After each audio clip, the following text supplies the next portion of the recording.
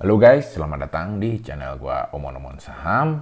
Di video kali ini gua akan bagiin trik-trik ya perusahaan yang ingin menghindari pembayaran dividen nih guys ya.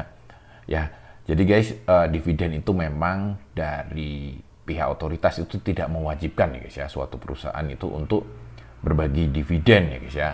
Nah, tapi guys, kita sebagai investor tentunya berharap keuntungan perusahaan ini ya harusnya dibagikan kepada kita gitu loh guys ya, karena kita sudah merelakan ya uang yang kita bisa pakai itu kita investasikan di saham. Tentunya kita berharap keuntungan dari perusahaan tersebut ya dibagikan kepada kita.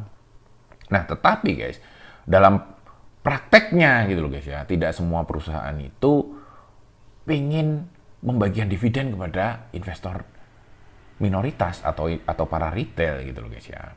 Nah, ilustrasinya gini guys ya, lu usaha bareng sama temen lu. Kalian ya itu bikin usaha bakso gitu loh guys ya. Temen lu sebagai pengelola atau pengendali. Nah, ternyata baksonya ini untung gitu loh guys ya. Warung baksonya ini memberikan keuntungan, tetapi temen lu ternyata nggak pengen berbagi keuntungan dengan lu gitu loh guys ya. Nah, di video kali ini kita akan share cara-cara perusahaan-perusahaan tersebut mengalihkan labanya ya guys ya. Nah guys ya, yang pertama guys ya, yang biasanya perusahaan-perusahaan lakukan, terutama yang perusahaan yang mempunyai holding company ya guys ya. Biasanya mereka mengalihkan sebagian keuntungannya itu dekat dalam bentuk manajemen fee ya guys ya, manajemen fee kepada perusahaan induk gitu loh guys ya, memberikan manajemen fee yang besar kepada perusahaan induk ya. Nah, manajemen fee-nya ini itu keuntungan si perusahaan ini dikasih ke pemegang saham mayoritas atau perusahaan induk. Nah, dia tidak akan membagikan dividen, tetapi si perusahaan induk atau pemegang saham mayoritas ini masih tetap bisa menikmati keuntungan dari perusahaan lewat manajemen fee tadi gitu loh guys ya. Nah, yang kedua guys, biasanya perusahaan-perusahaan mengakali keuntungan supaya tidak bagi dividen itu dengan cara membeli aset ya guys ya, membeli aset di mana asetnya ini itu dihargai super mahal, tetapi ternyata pemilik aset itu adalah pemegang saham mayoritas gitu guys ya, atau pengendali gitu guys ya. Misalnya guys ya, misalnya ada perusahaan yang membeli tanah ya harganya nggak wajar.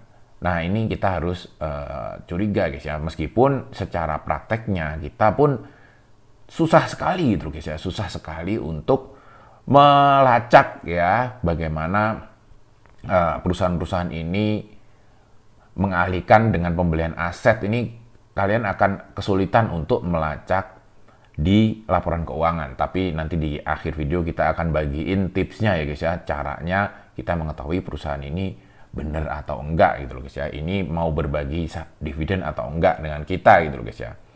Nah guys, yang ketiga guys, itu biasanya mereka mengalihkan laba ya, mereka mendapatkan si pengendali ini mendapatkan keuntungan dari perusahaan tetapi tidak membagikan dividen, itu mereka mengalihkannya dengan bonus yang luar biasa besar kepada komisaris dan direksi ya.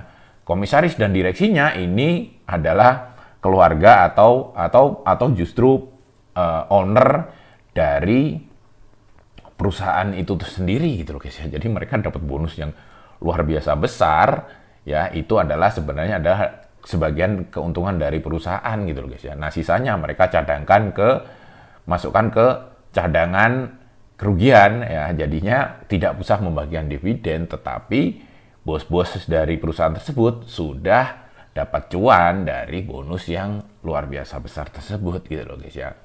Ya jadi mungkin dari gua itu guys ya, ada sebagian cara lain ya, mereka itu yang paling sering adalah memasukkan ke dalam cadangan ya guys ya, ke dalam cadangan dan pengembangan usaha. Tapi kalau memang cadangan kerugian dan pengembangan usahanya ini tidak selalu niatnya itu untuk mereka menguasai sendiri keuntungan ya guys ya, tapi memang benar-benar untuk pengembangan gitu guys ya. Jadi untuk trik yang keempat tadi itu bukan sebuah niatan jahat ya, atau niatan keinginan untuk menikmati sendiri, Tetapi biasanya memang itu memang niatannya untuk pengembangan gitu loh guys ya. Kalau yang manajemen fee ya guys ya, mereka mengalihkan dalam bentuk manajemen fee, mereka mengalihkan dalam bentuk pembelian aset, mereka mengalihkan dalam bentuk bonus yang luar biasa besar kepada komisaris direksi. Nah, itu biasanya adalah cara-cara perusahaan untuk mengambil keuntungan tanpa membagikan dividen gitu loh guys ya. Nah, guys, tipsnya gimana supaya kita tidak boncos sih guys ya. Kalau kalian menemukan perusahaan tersebut, nah kalian harus berpikir ini guys ya, kalian harus menganalisa ulang, kalian harus berhati-hati dengan model-model perusahaan yang seperti itu gitu loh guys ya. Tipsnya yang pertama tentu saja kita harus perhatikan historis pembagian dividen ya guys ya. Perusahaan-perusahaan yang setiap tahun itu untung ya, untung tapi tidak pernah mau membagikan dividen. Nah, ini kalian harus perhatikan benar-benar gitu loh guys ya. Kalian harus perhatikan benar-benar. Kalian cek ekuitasnya nambah terus atau enggak gitu guys ya. Kalian cek orang-orang yang ada di perusahaan tersebut gitu loh guys ya. Kalau memang yang di dalam tersebut itu ternyata direksinya ya, bos-bosnya ini adalah terkoneksi dengan ownernya ya, dengan pemegang saham mayoritas. Nah, kalian harus pertimbangkan baik-baik gitu guys. Karena mereka di laporan keuangan bisa saja menyamarkan gitu guys ya, menyamarkan, jadi tidak benar-benar kelihatan gitu guys ya.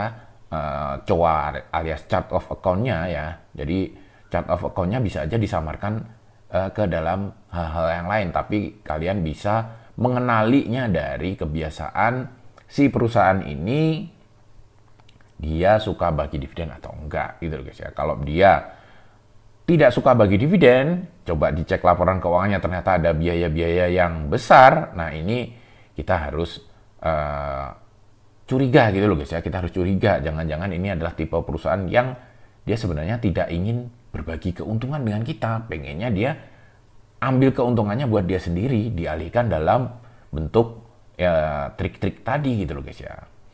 Ya, jadi memang kuncinya kita memang pertama adalah memperhatikan si perusahaan ini historisnya suka bagi dividen atau enggak gitu guys ya. Ketika dia nggak suka bagi dividen, kita harus pertimbangkan baik-baik untuk berinvestasi di saham tersebut.